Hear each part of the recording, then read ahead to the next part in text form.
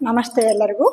Challenge coaching class Sindhanur genius award 2026 ಈ ಒಂದು ಪರೀಕ್ಷೆಯಲ್ಲಿ ಕನ್ನಡ ವಿಷಯದ ಬಗ್ಗೆ ಎಂತಹ ಪ್ರಶ್ನೆಗಳು ಬರುತ್ತೆ ಅಂತಕ್ಕಂತಹ ಒಂದು ಮಾದರಿಯಾಗಿರ್ತಕ್ಕಂಥ ಪ್ರಶ್ನೆಗಳನ್ನು ನಾನು ನಿಮ್ಮ ಮುಂದೆ ಹಂಚ್ಕೊಳ್ತಾ ಇದ್ದೀನಿ ಅಂತಕ್ಕಂಥದ್ದು. ಮೊದಲನೇ ಪ್ರಶ್ನೆ ನೋಡಿ,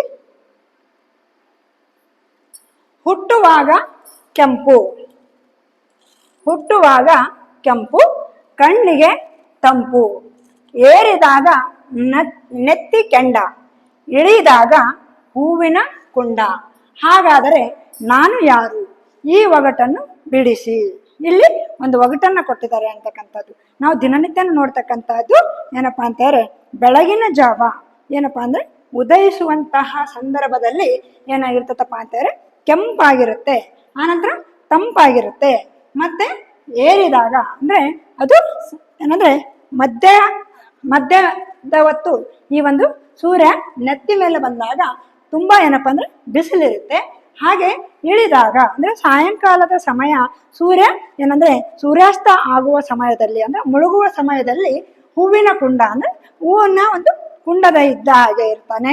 ಹಾಗಾಗಿ ಅದು ಏನು ಅಂತಕ್ಕಂಥದ್ದನ್ನ ಕೇಳಿದರೆ ಆಪ್ಷನ್ ನಕ್ಷತ್ರ ಅಂತಕ್ಕಂಥದ್ದು ಇದು ಆಗೋದಿಲ್ಲ, ಮಳೆ ಅಂತಕ್ಕಂಥದ್ದು ಇದೆ ಆಪ್ಷನ್ ಇದು ಆಗೋದಿಲ್ಲ, ಚಂದ್ರ ಅಂತಕ್ಕಂಥದ್ದು ಆಯ್ಕೆ ಇದು ಬರೋದಿಲ್ಲ.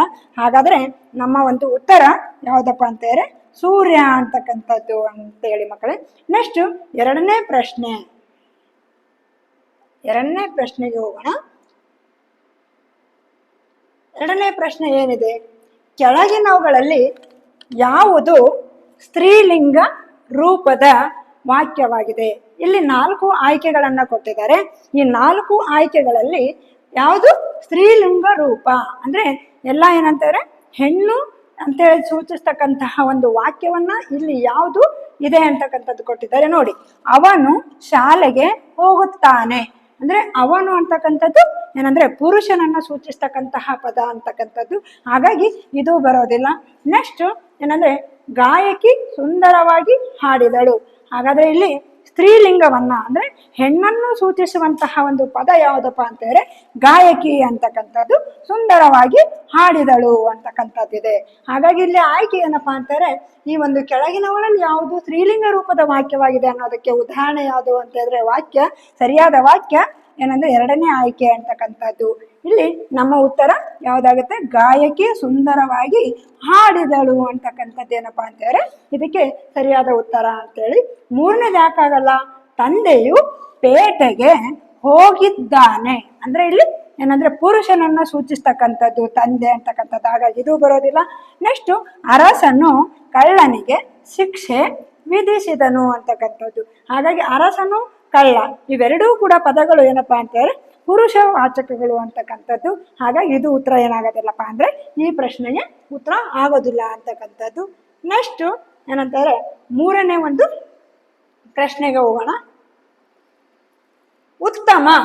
ಉತ್ತಮ ಪದದ ವಿರುದ್ಧಾರ್ಥಕ ಪದ ಅಂದ್ರೆ ಇಲ್ಲಿ 4 ಆಯ್ಕೆಗಳಲ್ಲಿ ಈ ಒಂದು ಉತ್ತಮ ಪದಕ್ಕೆ ವಿರುದ್ಧಾರ್ಥಕ ಪದ ಯಾವುದಿದೆ ಅಂತಕ್ಕಂಥದ್ದನ್ನು ಕೊಟ್ಟಿದ್ದಾರೆ.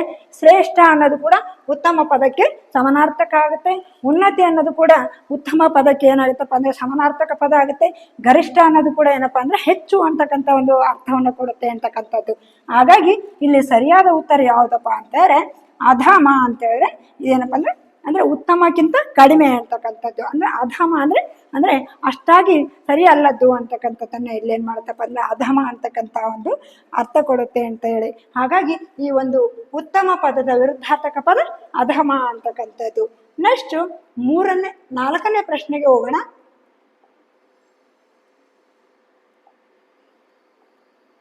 4ನೇ ಪ್ರಶ್ನೆ, ಡ್ಯಾಶ್ ಅಂದ್ರೆ ಇಲ್ಲಿ ಪದವನ್ನ ತುಂಬ್ರಿ ಅಂತ ಹೇಳ್ಕೊಟ್ಟಿದ್ದಾರೆ. ಸರಿಯಾದ ಡ್ಯಾಶ್ ತುಂಬಾ ಚೆನ್ನಾಗಿವೆ.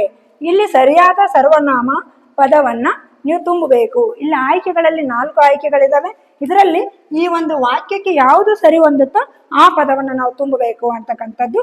ಅವು ತುಂಬಾ ಚೆನ್ನಾಗಿವೆ, ಅದು ತುಂಬಾ ಚೆನ್ನಾಗಿವೆ, ಇದು ತುಂಬಾ ಚೆನ್ನಾಗಿವೆ, ಇವರು ತುಂಬಾ ಚೆನ್ನಾಗಿವೆ ಅಂದ್ರೆ ಇಲ್ಲಿ ಸರಿಯಾದ ಸರ್ವನಾಮ ಅಂತ ಹೇಳಾರ.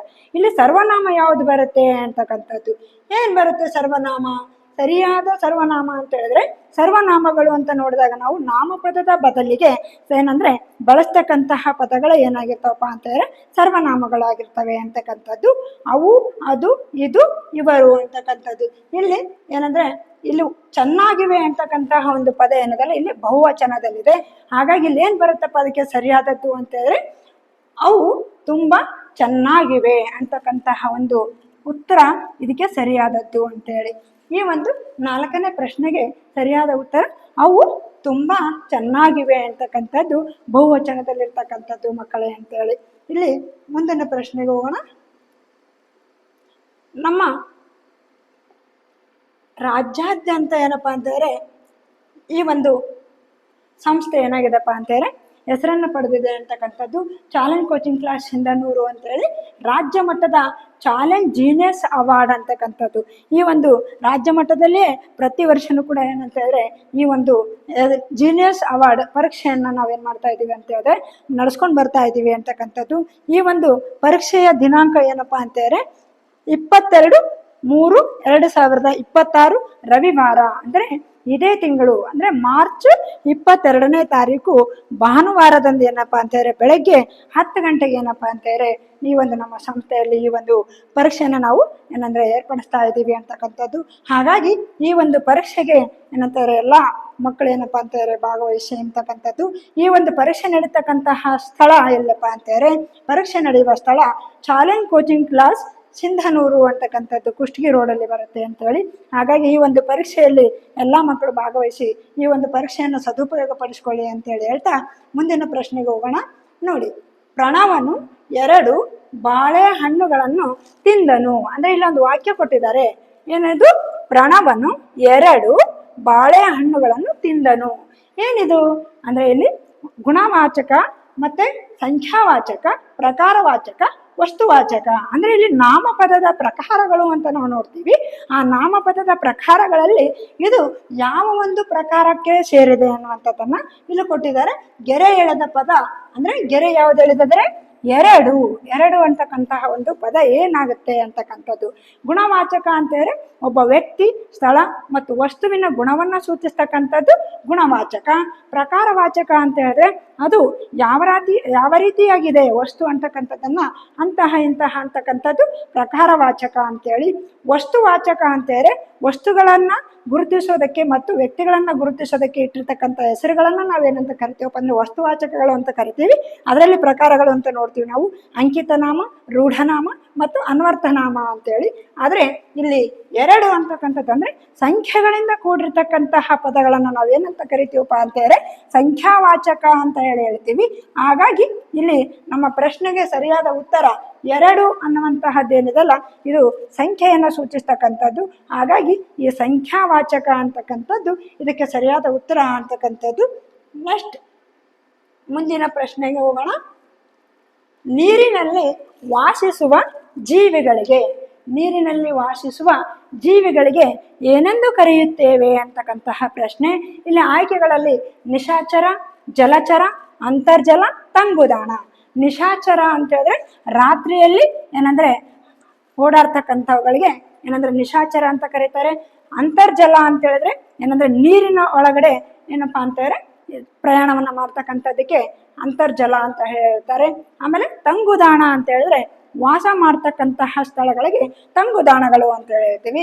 ಆದ್ರೆ ಇಲ್ಲಿ ಕೇಳಿರ್ತಕ್ಕಂಥ ಪ್ರಶ್ನೆ ಏನಿದೆ, ನೀರಿನಲ್ಲಿ ವಾಸಿಸುವ ಜೀವಿಗಳಿಗೆ ಏನಂತ ಕರಿತೀವಿ ಅಂದ್ರೆ ನೀರು, ಜಲ, ಹೌದಾ? ವಾಸಿಸ್ತಕ್ಕಂತಹ ಪ್ರಾಣಿಗಳಿಗೆ ಜೀವಿಗಳು ಏನಂದ್ರೆ ಜಲಚರ ಜೀವಿಗಳು ಅಂತ ಕರಿತೀವಿ. ಹಾಗಾಗಿ ಈ ಪ್ರಶ್ನೆಗೆ ಉತ್ತರ ಏನಪ್ಪಾ ಅಂತ ಹೇಳಿದ್ರೆ ಜಲಚರ ಅಂತಕ್ಕಂತಹ ಒಂದು ಉತ್ತರ ನಮ್ಮದಾಗುತ್ತೆ ಅಂತಕ್ಕಂಥದ್ದು ಮಕ್ಕಳೇ. ನೆಕ್ಸ್ಟ್ ಮುಂದಿನ ಪ್ರಶ್ನೆಗೆ ಹೋಗೋಣ. ಸೀತೆ ಏಕೆ ಬಂದೆ ಅಂತಕ್ಕಂತಹ ಒಂದು ವಾಕ್ಯ ಇದೆ. ಈ ವಾಕ್ಯದಲ್ಲಿ ಏನು ಚಿಹ್ನೆಗಳನ್ನ ಬಳಕೆ ಮಾಡಿದ್ದಾರೆ. ಈ ವಾಕ್ಯದಲ್ಲಿ ಬಳಸಿರುವ ಲೇಖನ ಚಿಹ್ನೆ ಅಂತಕ್ಕಂಥದ್ದು. ಈ ಲೇಖನ ಚಿಹ್ನೆ ಯಾವುದು ಅಂತಕ್ಕಂಥದ್ದು ನೋಡ್ರಿ. ಆಪ್ಷನ್ ಪ್ರಶ್ನಾರ್ಥಕ ಚಿಹ್ನೆ ಇದೆ. ಪ್ರಶ್ನಾರ್ಥಕ ಚಿಹ್ನೆ ಅಂತ ಹೇಳಿದ್ರೆ ಈ ತರ ಪ್ರಶ್ನಾರ್ಥಕವನ್ನ ಇರ್ತಕ್ಕಂಥದ್ದು ನಾವು ಪ್ರಶ್ನಾರ್ಥಕ ಚಿಹ್ನೆ ಅಂತ ಹೇಳ್ತೀವಿ. ಪೂರ್ಣ ವಿರಾಮ ಚಿಹ್ನೆ ಅಂತ ಹೇಳಿದ್ರೆ ಅಂದ್ರೆ ಒಂದು ವಾಕ್ಯ ಮುಗಿದಾಗ ಅಲ್ಲಿ ಬಳಸ್ತಕ್ಕಂತಹ ಒಂದು ಏನಂದ್ರೆ ಚಿಹ್ನೆ ಯಾವುದಪ್ಪ ಅಂತ ಹೇಳಿದ್ರೆ ಪೂರ್ಣ ವಿರಾಮ ಚಿಹ್ನೆ. ಭಾವಸೂಚಕ ಚಿಹ್ನೆ ಅಂತ ಹೇಳಿದ್ರೆ ಏನಂದ್ರೆ ಆಶ್ಚರ್ಯವನ್ನು ಸೂಚಿಸ್ತಕ್ಕಂಥದ್ದು ಅಥವಾ ದುಃಖವನ್ನು ಸೂಚಿಸ್ತಕ್ಕಂಥದ್ದು, ಉದ್ಗಾರವನ್ನು ಸೂಚಿಸ್ತಕ್ಕಂತಹ ಒಂದು ಪದಗಳ ಮುಂದೆ ಬಳಕೆ ಮಾಡ್ತಕ್ಕಂತಹ ಒಂದು ಚಿಹ್ನೆ ಯಾವುದಾಗಿರ್ತದಪ್ಪ ಅಂತ ಹೇಳಿದ್ರೆ ಭಾವಸೂಚಕ ಚಿಹ್ನೆ ಆಗಿರ್ತದ ಅಂತಕ್ಕಂಥದ್ದು. ಆದ್ರೆ ಇಲ್ಲಿ ಕೊಟ್ಟಿರ್ತಕ್ಕಂಥದ್ದು ಏನಪ್ಪಾ ಅಂತ ಹೇಳಿದ್ರೆ ಉದ್ಧರಣ ಚಿಹ್ನೆ.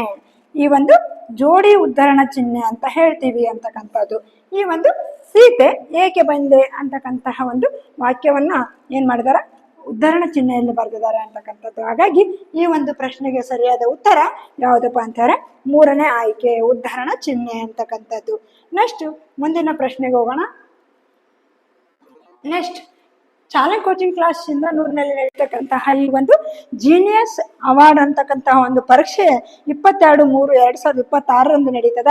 ಈ ಒಂದು ಪರೀಕ್ಷೆಯಲ್ಲಿ ಏನಪ್ಪಾ ಅಂದ್ರೆ ಯಾವ್ಯಾವ ವಿಷಯಗಳನ್ನ ಕೇಳ್ತಾರೆ, ಅಂದ್ರೆ ಯಾವ ಯಾವ ವಿಷಯದ ಮೇಲೆ ಪ್ರಶ್ನೆಗಳು ಕೇಳಲಾಗುತ್ತೆ ಅಂತಕ್ಕಂಥದ್ದನ್ನ ನೋಡಿ ಇಲ್ಲಿ ಕೊಟ್ಟಿದ್ದಾರೆ. ಕನ್ನಡ ವಿಷಯದ ಬಗ್ಗೆ ಏನಂದ್ರೆ ಅಲ್ಲಿ 10 ಪ್ರಶ್ನೆಗಳು, ಆನಂತರ ಇಂಗ್ಲಿಷ್ ವಿಷಯದ ಬಗ್ಗೆ, ಗಣಿತ ವಿಷಯಕ್ಕೆ ಸಂಬಂಧಪಟ್ಟ ಪ್ರಶ್ನೆಗಳು, ಸಾಮಾನ್ಯ ಜ್ಞಾನ ಪ್ರಶ್ನೆಗಳು, ಬುದ್ಧಿ ಸಾಮರ್ಥ್ಯಕ್ಕೆ ಸಂಬಂಧಪಟ್ಟಿರ್ತಕ್ಕಂತಹ ಪ್ರಶ್ನೆಗಳು. ಒಟ್ಟು ಏನಪ್ಪಾ ಅಂತಂದ್ರೆ 50 ಪ್ರಶ್ನೆಗಳನ್ನ ಈ ಒಂದು ಪರೀಕ್ಷೆಯಲ್ಲಿ ಏನ್ ಮಾಡಲಾಗುತ್ತೆ ಅಂತ ಹೇಳಿದ್ರೆ ಕೇಳಲಾಗುತ್ತೆ ಅಂತಕ್ಕಂಥದ್ದು ಮಕ್ಕಳೇ. ಹಾಗಾಗಿ ನೀವು 4ನೇ ತರಗತಿಯಲ್ಲಿ ಓದಿರ್ತಕ್ಕಂತಹ ಏನಂತಾರೆ ಸಿಲೆಬಸ್ನಲ್ಲೇ ಏನಂದ್ರೆ ಈ ಒಂದು ವಿಷಯಗಳಿಗೆ ಸಂಬಂಧಪಟ್ಟಿರ್ತಕ್ಕಂಥ ಪ್ರಶ್ನೆಗಳನ್ನ ಕೇಳಲಾಗುತ್ತೆ. ಹಾಗಾಗಿ ತಾವೆಲ್ಲ ಚೆನ್ನಾಗಿ ಏನಪ್ಪಾ ಅಂತ ಹೇಳಿದ್ರೆ ಈ ಒಂದು ಏನಂತ ಹೇಳಿದ್ರೆ ವಿಷಯಗಳನ್ನ ಚೆನ್ನಾಗಿ ಮನನ ಮಾಡ್ಕೊಳ್ಬೇಕು ಅಂತಕ್ಕಂಥದ್ದನ್ನು ಹೇಳ್ತಾ ನೆಕ್ಸ್ಟ್ ಮುಂದಿನ ಪ್ರಶ್ನೆಗೆ ಹೋಗೋಣ. ಗುಂಪಿಗೆ ಸೇರದ ಪದವನ್ನು ಗುರುತಿಸಿ. ಇಲ್ಲಿ ಆಯ್ಕೆಗಳು ಏನಿದಾವಪ್ಪ ಅಂತ ಹೇಳಿದ್ರೆ ಎಲೆಗಳು, ಮರಗಳು, ಪುಸ್ತಕ, ಚೀಲಗಳು. ಎಲೆಗಳು, ಮರಗಳು, ಪುಸ್ತಕ, ಚೀಲಗಳು. ಅಂದ್ರೆ ಇಲ್ಲಿ ನೋಡಿ ಏನಿದೆ, ಎಲೆಗಳು, ಮರಗಳು, ಪುಸ್ತಕ, ಚೀಲಗಳು.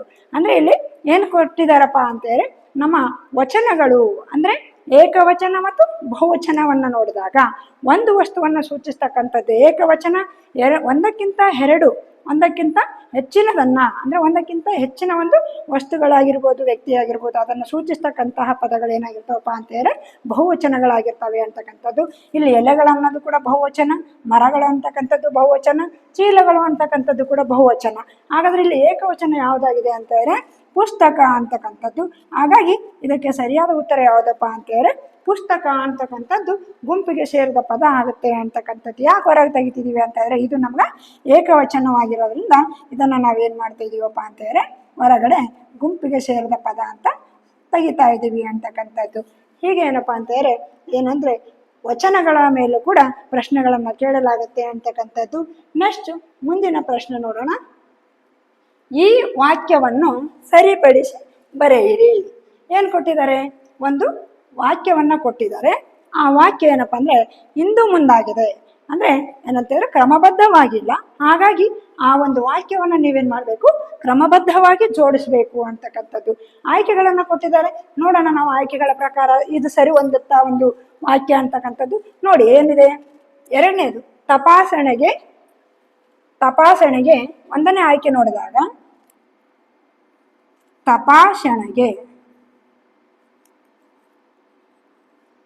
ತಪಾಸಣೆಗೆ ವೈದ್ಯರು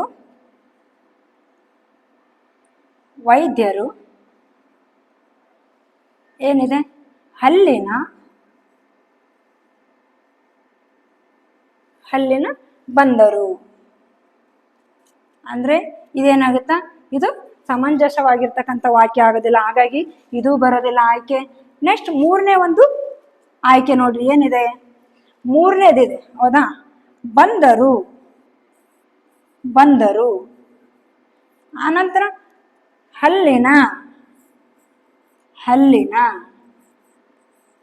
ಆನಂತರ ವೈದ್ಯರು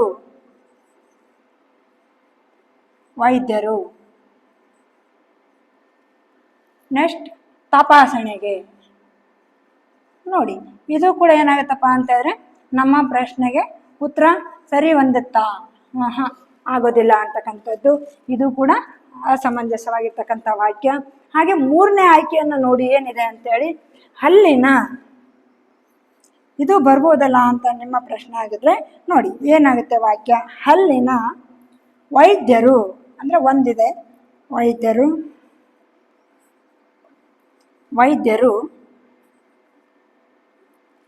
ತಪಾಸಣೆಗೆ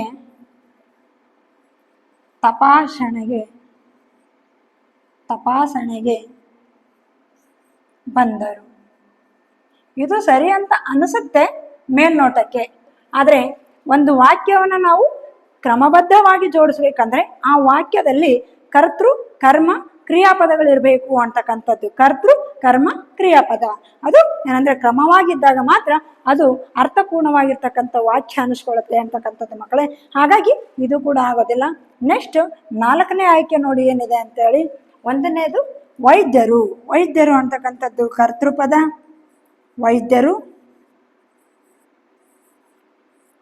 ಹೌದಾ. ಏನಿದೆ 4ನೇದೇನಿದೆ ಹಲ್ಲಿನ. ವೈದ್ಯರು ಹಲ್ಲಿನ.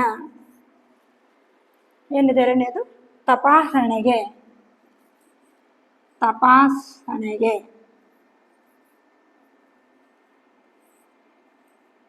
ಮತ್ತೇನಿದೆ ಬಂದರು. ಕ್ರಿಯಾಪದ ಬಂದರು. ಹೀಗೆ ಅಂದ್ರೆ ಕರ್ತೃ ಕರ್ಮ ಕ್ರಿಯಾಪದ ಅಂತಕ್ಕಂಥದ್ದು. ಹೀಗೆ ವಾಕ್ಯವನ್ನು ನಾವು ಕ್ರಮಬದ್ಧವಾಗಿ ಮತ್ತು ಅರ್ಥಪೂರ್ಣವಾಗಿ ಜೋಡಿಸ್ಬೇಕು ಅಂದಾಗ ಇದೇನಂತ ಇದ್ರೆ ಸರಿಯಾದ ಆಯ್ಕೆ ಅಂತಕ್ಕಂಥದ್ದು. 4ನೇ ಆಯ್ಕೆ ನಮ್ಮ ಪ್ರಶ್ನೆಗೆ ಸರಿಯಾದ ಉತ್ತರ ಅಂತಕ್ಕಂಥದ್ದು. ನೆಕ್ಸ್ಟ್ 4ನೇ ಕೊನೆಯ ಪ್ರಶ್ನೆ ನೋಡಿ. ಈ ಕೆಳಗಿನ ಪದಗಳಲ್ಲಿ ವಿಸರ್ಗ ಒಳಗೊಂಡಿರುವ ಪದ.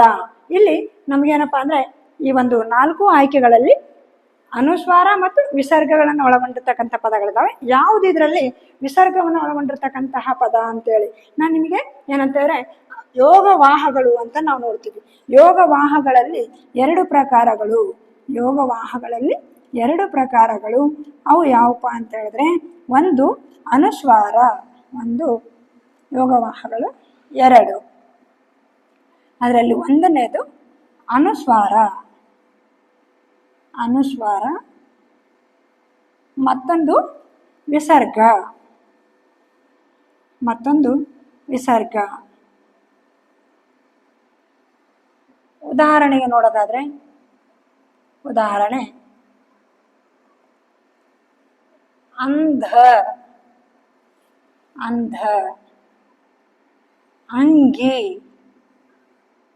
ಹೌದಾ. ಇಲ್ಲಿ ವಿಸರ್ಗದ ಒಂದು ಪದಗಳು ಯಾವ ರೀತಿ ಇರ್ತವೆ? ಉದಾಹರಣೆ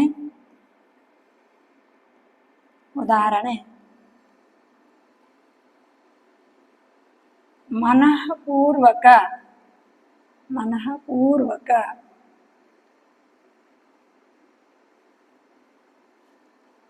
ನೆಕ್ಸ್ಟ್ ದುಃಖ.